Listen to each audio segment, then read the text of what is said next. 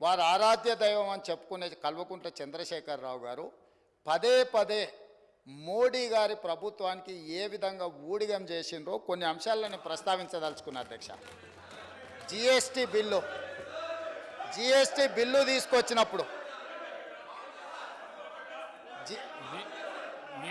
April 5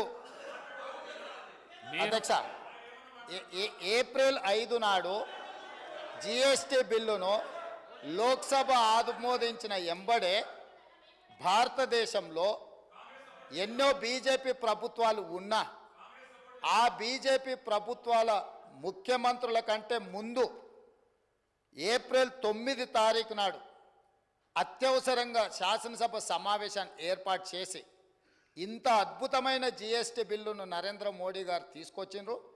Narendra Modi గారు తెచ్చిన జిఎస్టీకి మేము సంపూర్ణంగా మద్దతు పలుకుతున్నాం.